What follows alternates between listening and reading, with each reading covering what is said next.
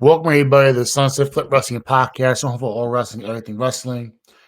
What's up, fellas? What's going on? Happy Memorial Day. What's up? Happy Memorial Day. Happy Memorial Day. Shout out to all the veterans out there. Agreed. We're all I know Henry's deploys once a month. I know me and Soul deploy every day in Call of Duty, but in all seriousness, shout out to all the vets, the currently serving, the past served, the fallen soldiers, those who defend us today, and all parts of the military. We appreciate you guys every day, and your hard work goes unnoticed. I want to say that first and foremost. Your work goes unnoticed, and keep doing what you got to do to protect our country. Absolutely. I definitely That agree. way we have the chance to protect and serve. Treyarch and Activision and Rebirth and Call of Duty. We have that fun. Well, you guys do the hard stuff. We get the easy stuff. So, which we'll be doing later on as well. So that's definitely going to be something I'm going to go ahead and get started. But let's get right into it. The kings and the queens of the ring. Yeah, I gotta be honest with you. This whole event, the King and Queen of the Ring tournament, was successful. What do you think about the shorter templates for matches now too? Is 5 to 7 range is going to be the targeted match range for each pay-per-view, so that's pretty good too. Yeah, I really enjoyed it. It was a solid event. Good quality of matches. Most which were predictable, but overall it was good. It was a good event. Yeah, it was pretty predictable. Yeah, we'll kick off. Actually, with the kickoff match, the women's tag team championships, Bianca Belair and Jade Cargill defeating Candice LeRae and Indy Hartwell to retain. As if there was no other choice. That's all I gotta say. Well, I mean, I think Bianca a long time going forward. Bianca and Jade were out there to also improve the stock of Candice and Indy. I think in a sense too, as a tag team, make them sort of a formidable challengers for them. Even though we already knew the result was going to be Bianca and Jade weren't losing. I think it was good. I think it was a good showing in a losing fashion. I think it was a good showing. Mm-hmm. Definitely could have been a better situation when it came to these 4 women, but I can't remember Jeddah. I don't know how you pronounce it. Jeddah out there in Saudi Arabia, but they put out a great show. You know how that culture, that world out there is different amongst women, but it was a great showing and a good. It's slowly gotten better. It's improving.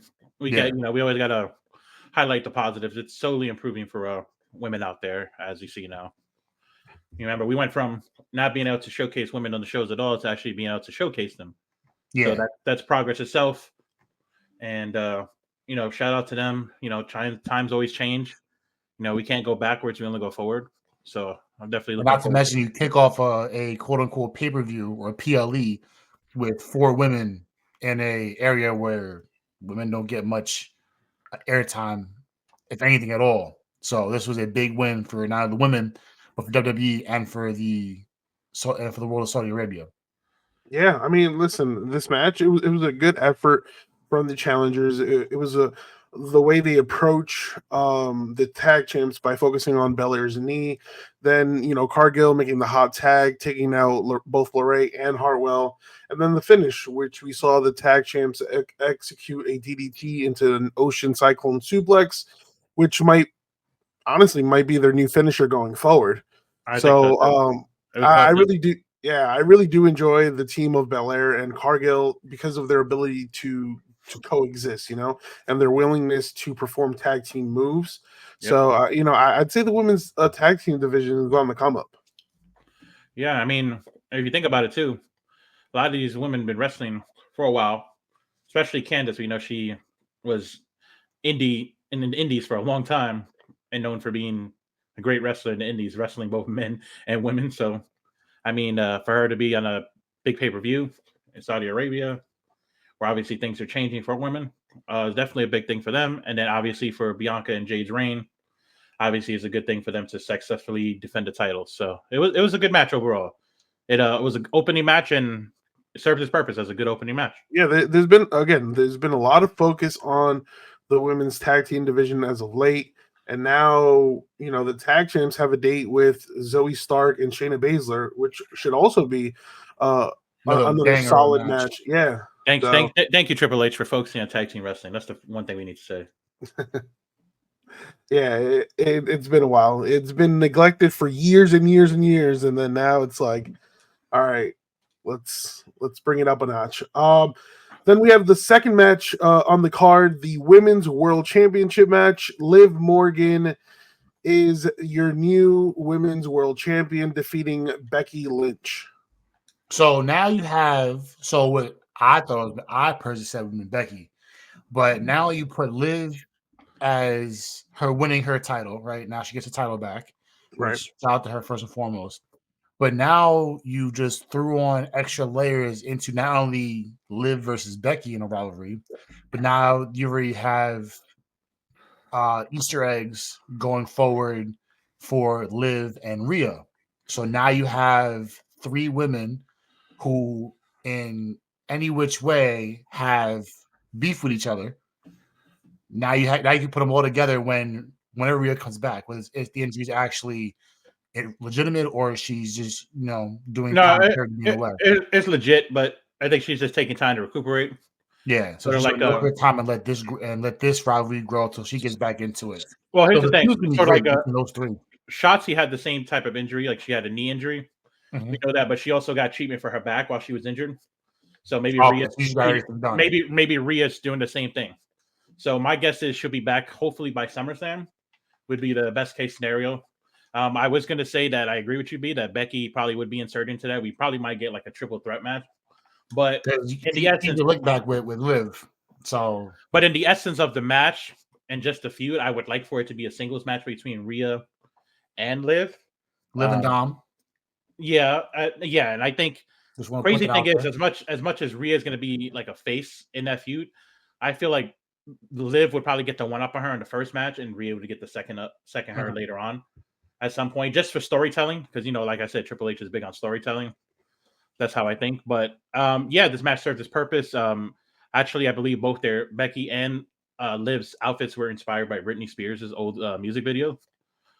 For those who did not know that.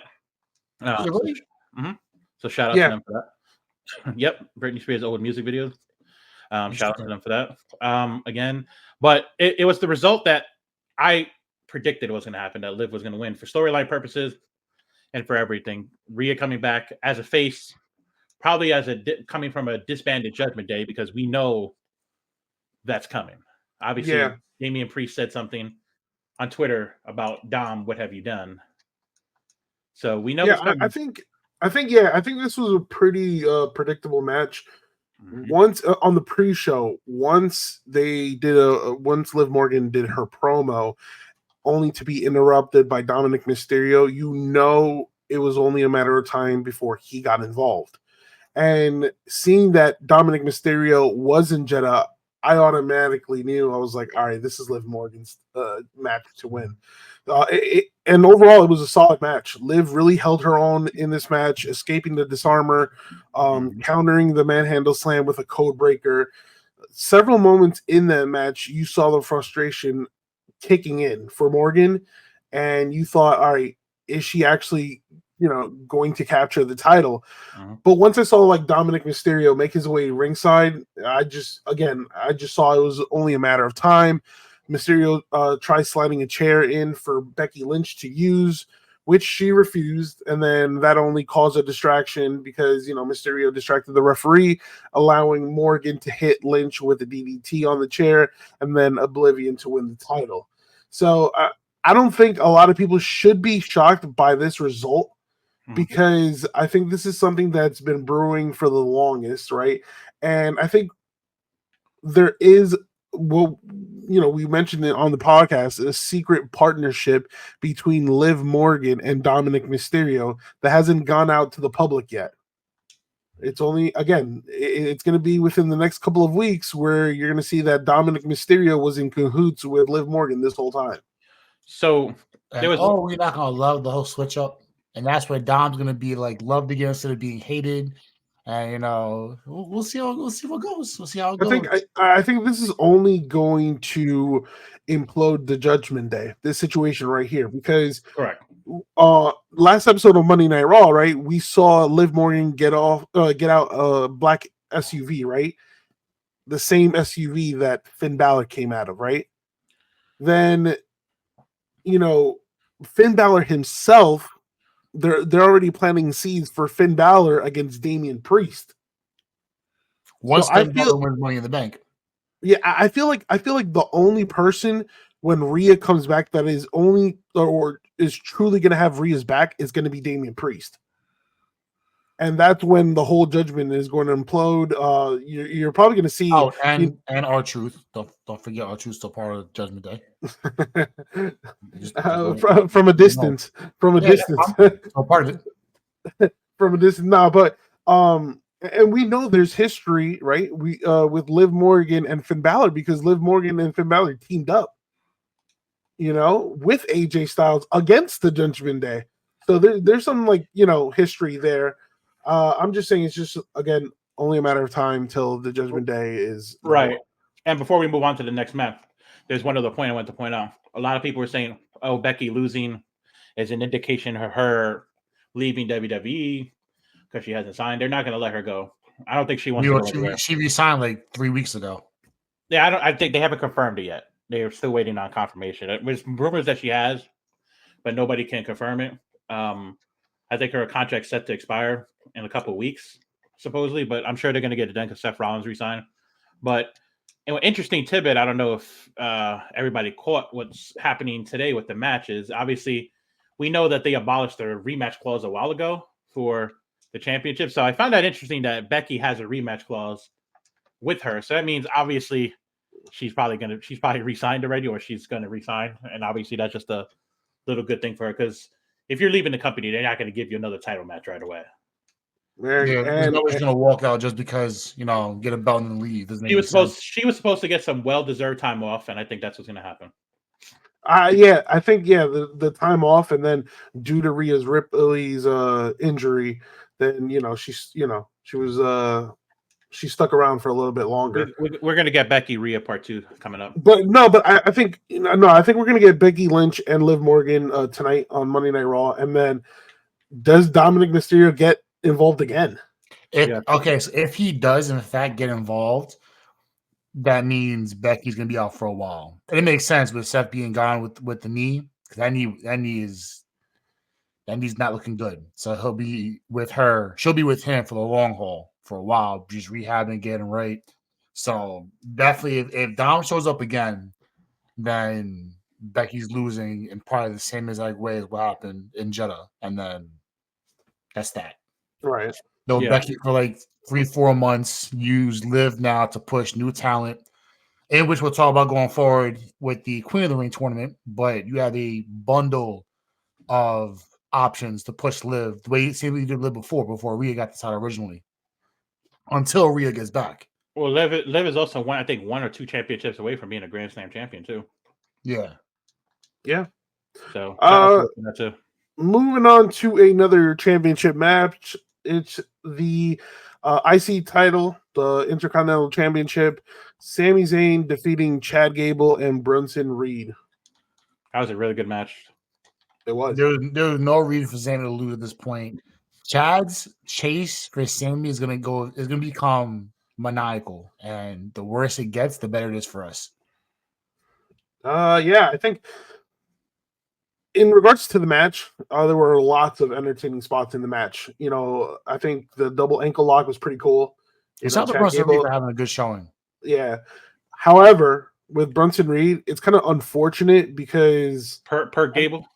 I think he got the short end of the stick. I think he was just plucked into this match just to get be the other end of the pinfall. I think Bronson Reed is moving up the card. I think they put him in that match to showcase what he could do, his talents on the big stage in the championship match. And he's talented. He's talented, but it seems like when he gets this massive push, he always comes up short.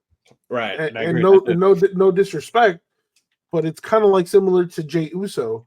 Jey Uso has, all this hype, right? And in singles matches, he's amazing. But when it counts, especially in championship matches, it just comes up short. I mean, whether it's bullshit or interference, I mean, it is what it is. That's the A result. loss Right. is still a loss, man. Correct, right. But yeah, again, lots of entertaining spots in the match. Sammy hitting the blue thunder bomb on Reed, that was impressive. Right. And then Reed showcasing his powers, putting both men on his shoulder, Samoan drop, and then himself doing a suicide dive, right?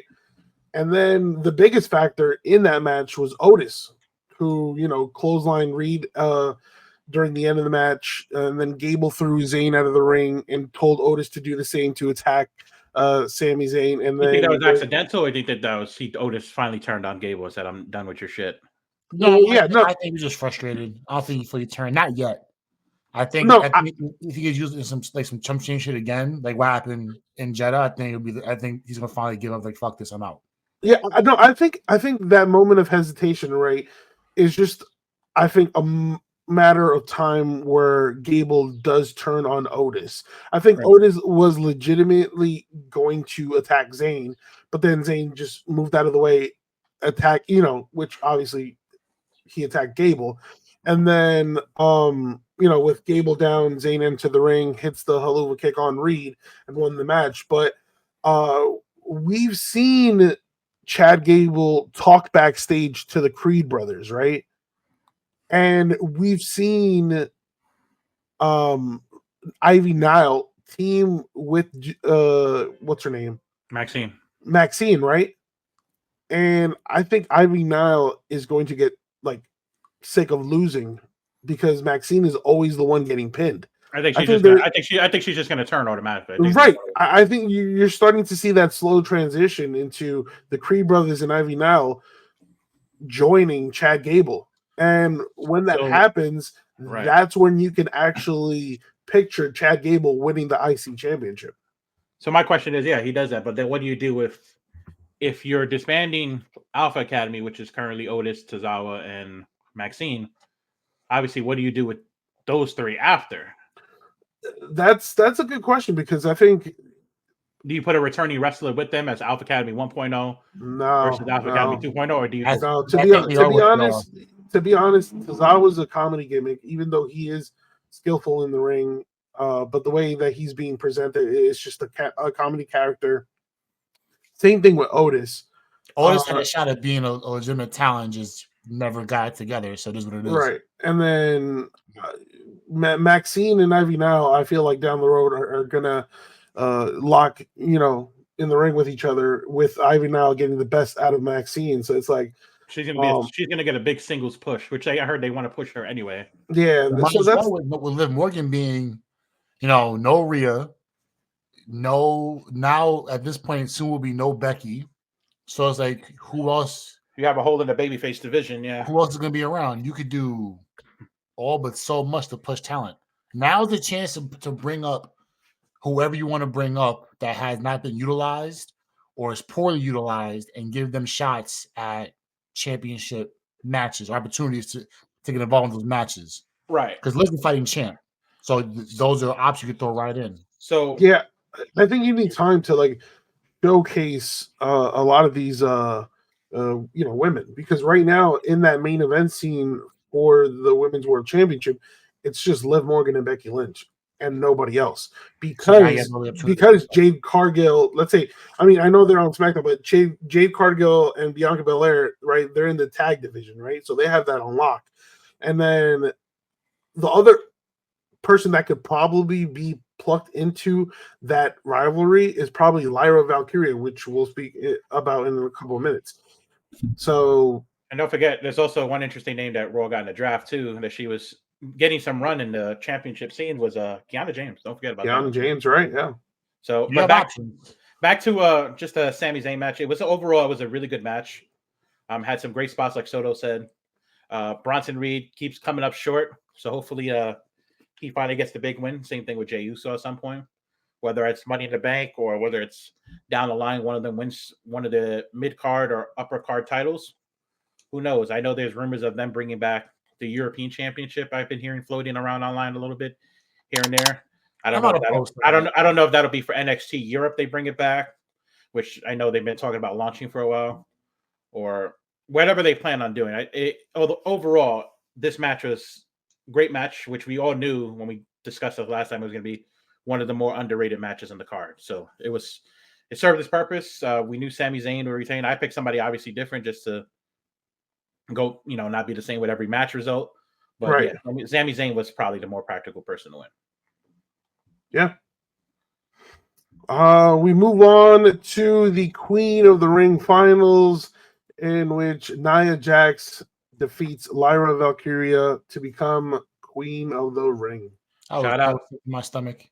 Shout out to why? The late great Yokozuna with that pose. That's all I got to say. Yes, I saw that one too after the match. The late great Yokozuna. Shout out to that one, for that pose. That was what got me sick to my stomach was that's a dominant pose. I put so much stock into Lyra. She was killing NXT. She got drafted. She was killing the entire fucking roster. Got all the way up to the top. I just fell short. Just got dumped on to win the championship. So now I need you to get your lick back, and I need Nia Jax rematch at some point, either this week, next week, or before June. She'll be fine. I need you to be better. Some bullshit. I mean, look, no. I don't care what none of y'all say. I'm going Lyra all the way. It would have been good if she won. Broke my heart. It would have been good if she won, but at the same time, I think it's a smart move in a long-term direction because you're trying to push. Terrible move. You're trying to push a new star. I don't give a fuck. It's supposed to be Lyra. Yeah. Granted, she had an amazing run at IFC. Same could be said for Ilya Dragunov, and he lost as well. But where Dragunov lose at? He didn't even make it to Jeddah. Lyra got the Jeddah. I know, but I'm saying, what's he do? What I'm trying to say is, you're trying to build stars. Yeah, you could put them in the main title scene right away. But are you really building the person's character and long-term storytelling? I lose the chip. That's okay, but you gotta secure the bag. So clearly, seasoned veteran. I'm going to say that. Clearly, B wasn't happy with that decision. It was a great match. However, look how she lost. However, Soto was right, by the way. As much as I would have loved to see Lyra win the Queen of the Ring, having Jax win was absolutely the right call. She's been great since she came back. Lyra's very, resilient and will eventually get her moment. She's still relatively new on the main roster and I think needs time to develop with fans and establish herself as a true contender. Same thing as Carmelo, same thing as Ilya. I'm going to go that route too. Right. So I think, there's time for Lyra. I think with Nia Jax now, you can have this whole storyline. She's the Queen of the Ring, kind of adding another layer to her dominance, right? As we saw, she was able to pick up the victory with the Annihilator for the win. I do wonder if they're going to make that shirt with Soto with that one funny moment she had in the match. She always has it where she goes in the apron and she hits her back and says, "Oh, my hole." Yeah, who knows? Oh my God. And then now are perfect for that too. It's so funny. And then now Jax now earns a championship opportunity at SummerSlam, presumably against Bayley, which they kind of teased, in the last, couple of weeks. We haven't seen that match in a while, Bayley versus Nia Jax. So don't forget, we're also going to get Nia Jax going after Jade at some point too. Don't forget, there's that history there too. You have a lot of options. There's options in ever since she came back, Nia Jax has been really impressive. Hasn't hurt anybody that we know of. I think she's more mature now. I think she realized that, and she's also gotten better on the mic. She's doing a lot more work to be done on her. She's gotten better on the mic. She's gotten better in ring wise. What it is, again, I think she's just being herself. Like, I think part of it is because the wrestlers now are being allowed to sort of say what they want and do what they want, as opposed to having like scripted promos that sort of felt like, I think The Rock played a big part in that because he said going forward after the TKO sign, he got labeled in upper management. He was like, "Yeah, I want the script to be a baseline. If you can go off script and still get your point across, that's perfect." Rock was cursing left and right. And then I'm pretty sure when she got released the first time, She got moments, to self-reflect, and work on her craft. And you know what? She got into better shape than I'm where she surprised she actually was. came back. I thought she said she would never come back, but I never say never in wrestling. Like again, Yeah, Because, she because got one into better person's not shape. there anymore. Yeah.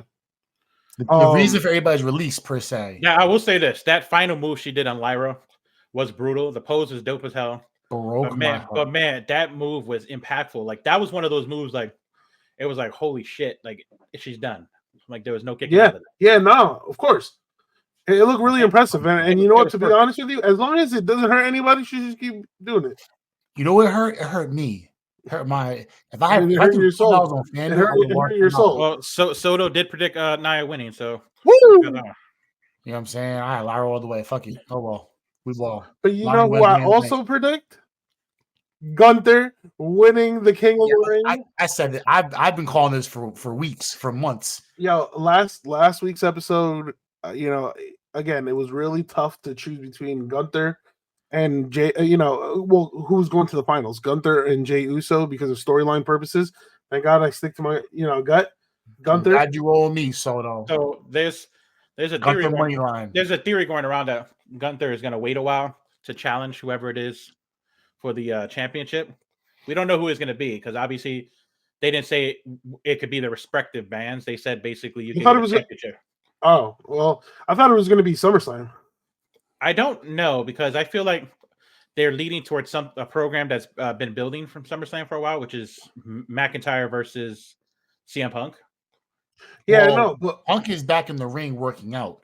Right, how he feels now. But I did hear a funny theory where they said that you could run back Gunther versus McIntyre somehow, but then again, would McIntyre lose to Gunther, or would Gunther lose? That's the big question. And then another one was CM Punk winning Money in the Bank and screwing over McIntyre in that match, and McIntyre beats Gunther. He comes in. I don't know if CM Punk will be ready. I think if anything, I don't think McIntyre is going to beat Gunther anyways, just because of the build for CM Punk. I think Punk comes back in and ruins it for McIntyre against Gunther in a straight one-on-one. I don't think Gunther loses to McIntyre. There's a lot to talk about. There's a lot to talk about in this situation because there's so many players right now for that World Heavyweight Championship that a lot of people don't really realize. Right now, the obvious one, right, is Priest McIntyre, which is happening at Clash of the Castle, right? Yeah. Then you have Gunther potentially, right, at SummerSlam, right? Then you have CM Punk, who's been a thorn to McIntyre, right? And then lurking in the distance behind Damian Priest is Finn Balor. And you still got Jey Uso. You still got Randy Orton. You still got a lot of guys you can just pick and choose. Randy's going to go after Cody. I think that was teased already. Yeah, that's a given. I personally, when you mentioned Money in the Bank, I have Finn Balor right now as the early winner. I mean, my opinion can possibly change down the road, but right now I think it's Finn Balor. CM Punk, do we really want to see him win the third time? Let's see Punk win. I got Punk winning the title. He would be the first one ever. He'd be the first one to win it 3 times. Interesting. Yeah. So, but my 3 picks are Balor, but it would be the Demon Balor. Yeah. I think when Balor comes back to its house, he will be Demon Balor. Jey Uso, or like you said. Again, yeah, Jey Uso still in that main event scene. I mean, there's a lot of players. It's getting really crowded. But going back, 3 possible winners for Money in the Bank. So that's it's gonna be chaotic. Yeah. Going back to the match, I thought this was easily match of the night. Oh yeah, definitely. However, I did not like the finish for obvious reasons. With the whole match of the night. Yeah, they kind of screwed the crucifix pin at the end. However, it was a fantastic match. You got to give credit to Gunther. Gunther's a master of his craft. He will pick you apart once he sees weakness. He targeted Orton's knee, his chest, his back. I mean, he kicked out of the RKO basically twice because one he was on the other end of the RKO and then he just rolled out of the ring, and then the other RKO he actually kicked out.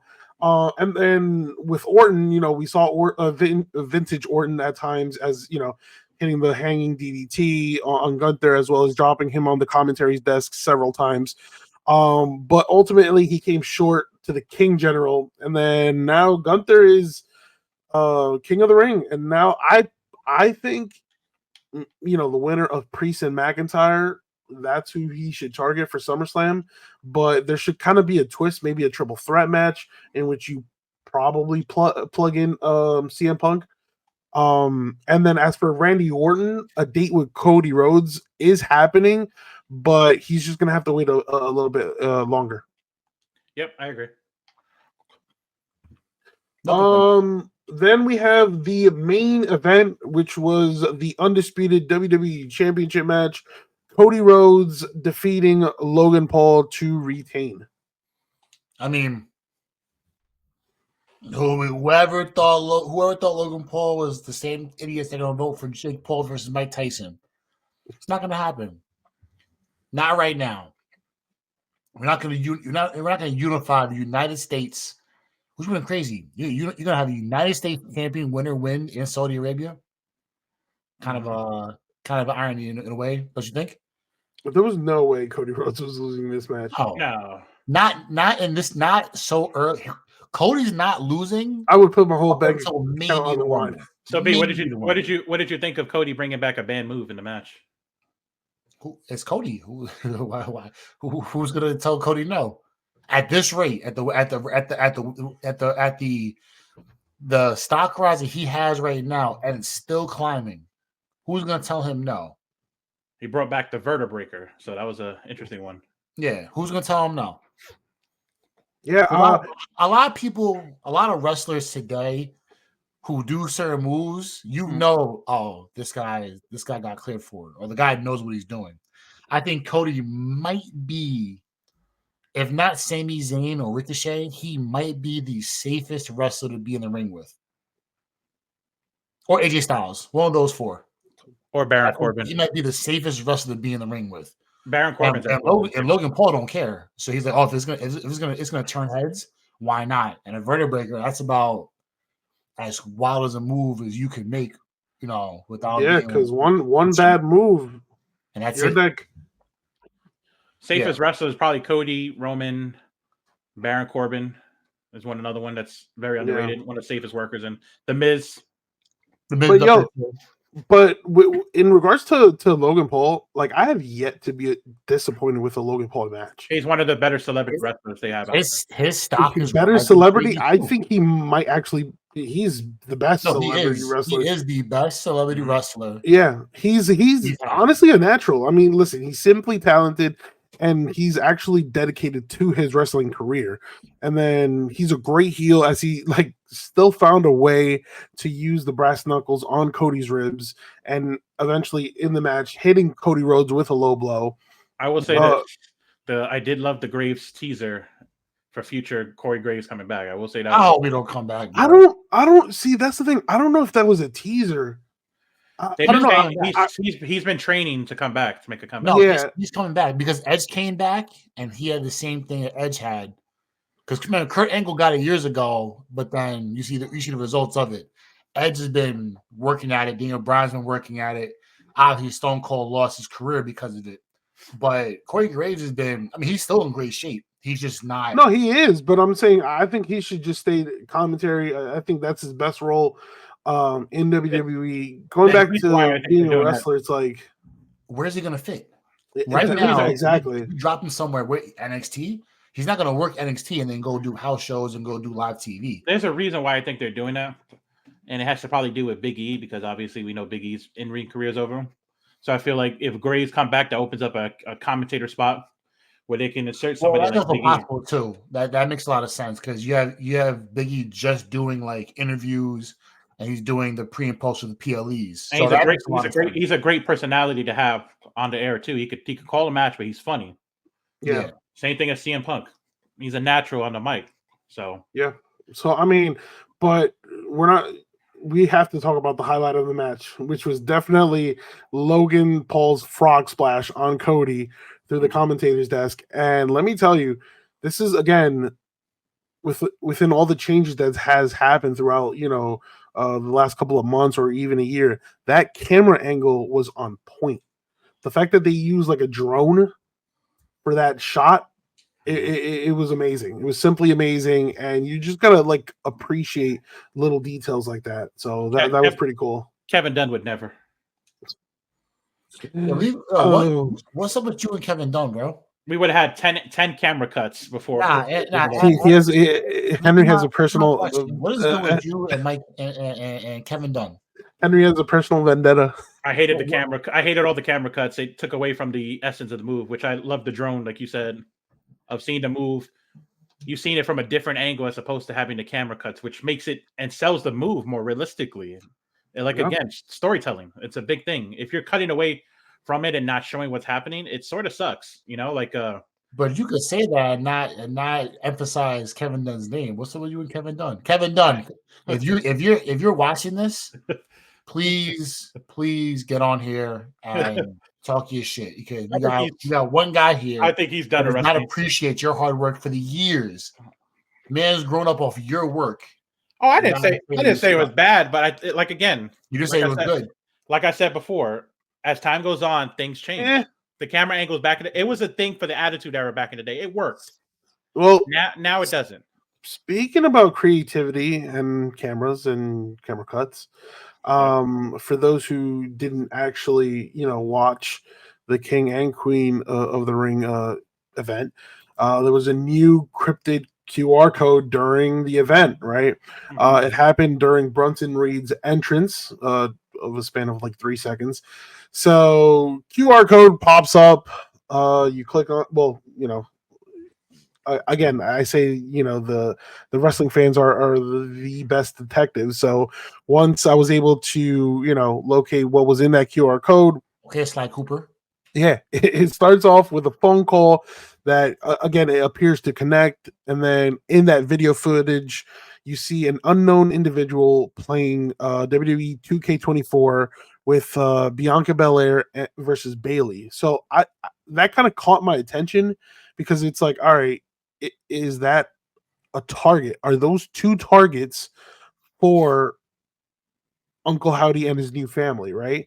However, the individual in the video then reacts to like a sudden noise. The person approaches a door or window and says hello, and you then see like an image through the reflection of a dark human figure suddenly appearing and then glitches out. The feed then cuts off, and then it says connection lost. So we know that this is linked to Uncle Howdy and his new family.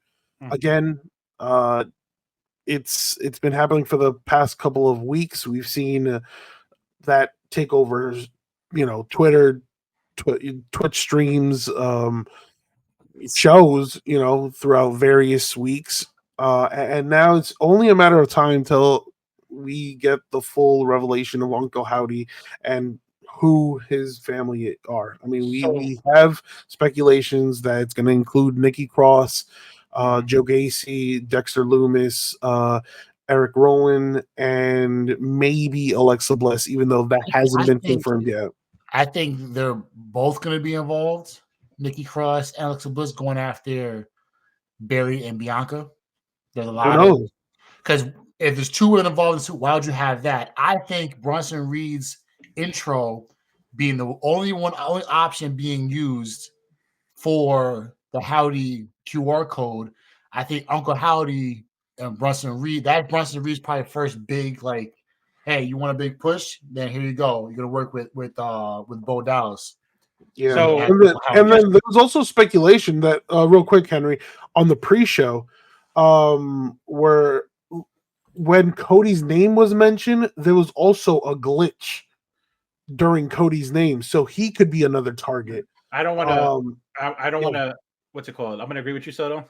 And I just want to point something out. If you said Bayley and Bianca are both targets, just to throw it out there for a lot of people who don't know, Bianca's Belair's last match before she went on hiatus was Alexa Bliss.